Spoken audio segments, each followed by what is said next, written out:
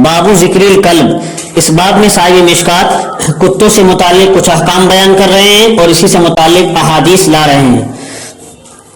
پہلی حدیث ہے ابن عمر رضی اللہ تعالیٰ عنہ کی، کہتے ہیں کہ رسول اکرم علیہ السلام نے ارشاد فرمایا، جس نے ایسا کتا پالا جو جانوروں کی حفاظت کے لیے نہ ہو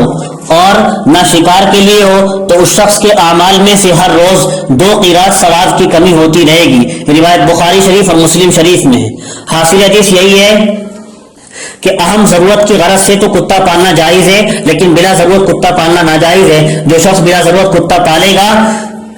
وہ رحمت خداوندی سے محروم ہوگا اور اس کے ثواب میں برابر کمی ہوتی رہے گی۔ تو بلا ضرورت کتا پالنے سے اس حدیث میں منع کیا گیا ہے۔ جس آدمی نے شوقیہ کتا پالا اس نے ناجائز عمل کیا، لہذا اس کے ثواب میں کمی کی جائے گی۔ اگر کسی نے جانوروں کی حفاظت کی غرض سے کتا پالا، شکار کی غرض سے کتا پالا، اس کو شکار کی تربیت بھی دے دی ہے تو اس میں کوئی حرج نہیں ہے، اس کی گنجائش ہے۔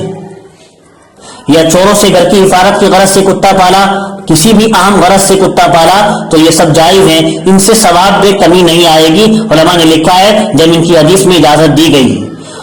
لیکن کتا پالنے سے اجر میں کمی ہوتی ہے، یہ بلا ضرورت کتا پالنے سے۔ یہی بات دوسری حدیث میں بھی آ رہی ہے۔ ابو ہریرہ کہتے ہیں کہ رسول اکرم علیہ السلام نے ارشاد فرمایا، جس نے جانوروں کی حفاظت، شکار اور کھیتی کے علاوہ کسی اور وجہ سے کتا پالا تو اس کے ثواب میں سے ہر روز 1 قیراط گھٹایا جائے گا۔ یہ روایت بخاری شریف اور مسلم شریف میں۔ حاصل حدیث اس کا بھی یہ، شوقیہ کتے پالنا جائز نہیں۔ جو شخص اس ناجائز عمل کو انجام دے گا اس کے ثواب میں کمی کی جائے گی، چونکہ کتے پڑوسیوں وغیرہ کے لیے تکلیف کا باعث بنتے ہیں، لہذا جس قدر کتوں سے تکلیف ہوگی اسی قدر ثواب میں کمی بھی کی جائے گی۔ لیکن سوال یہ ہے، پچھلی حدیث بھی بخاری شریف مسلم شریف دونوں میں، یہ والی حدیث بھی بخاری شریف مسلم شریف دونوں میں، تو ایک پچھلی حدیث میں تو فرمایا ہر روز 2 قیراط ثواب کی کمی ہوگی، اور اس حدیث میں فرمایا ہر روز 1 قیراط ثواب کی کمی ہوگی۔ تو اس کے 2 جواب ہیں، علماء نے 2 جواب لکھے ہیں۔ پہلا جواب تو اس کا یہ ہے کہ کتے 2 طرح کے ہوتے ہیں، اول تو وہ جو بہت زیادہ تکلیف پہنچانے والے ہوتے ہیں، دوسرے وہ جو کم تکلیف پہنچانے والے ہوتے ہیں۔ تو جہاں فرمایا ہر روز 2 قیراط ثواب کی کمی ہوگی تو وہاں زیادہ تکلیف پہنچانے والے کتے مراد ہیں، اور جہاں فرمایا ہر روز 1 قیراط ثواب کی کمی ہوگی وہاں کم تکلیف پہنچانے والے کتے مراد ہیں۔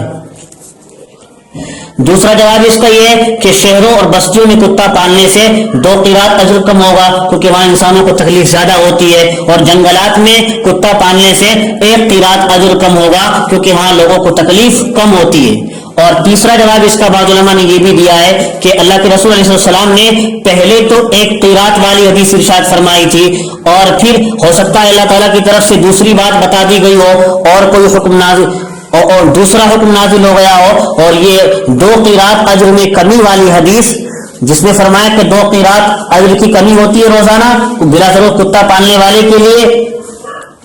تو یہ 2 قیراط والی حدیث یہ بعد کی ہے، یہ بعد میں ارشاد فرمایا۔ اور یہ اجر کی جو کمی ہوتی ہے اس کی وجہ علماء نے یہ بھی لکھی ہے، کتے کی وجہ سے ملائکہ رحمت گھر میں نہیں آتے۔ ایک حدیث میں تو عام فرمایا کہ جس گھر میں کتا ہوتا ہے رحمت کے فرشتے اس میں داخل نہیں ہوتے، اس میں یہ بھی قید نہیں ہے کہ ضرورت کی وجہ سے کتا پالا ہو یا نہ پالا ہو، اس میں تو عام فرمایا کہ رحمت کے فرشتے اس گھر میں آتے ہی نہیں ہیں۔ تو علماء نے لکھا ہے ایک وجہ تو اس کی یہی ہے کہ بلا ضرورت جو آدمی کتا پال رہا ہے کتے کی وجہ سے ملائکہ رحمت نہیں آتے ہیں، نیز ان کی وجہ سے راستہ چلنے والوں کو تکلیف ہوتی ہے، اس لیے اجر کی کمی کی بات حدیث میں کہی گئی ہے۔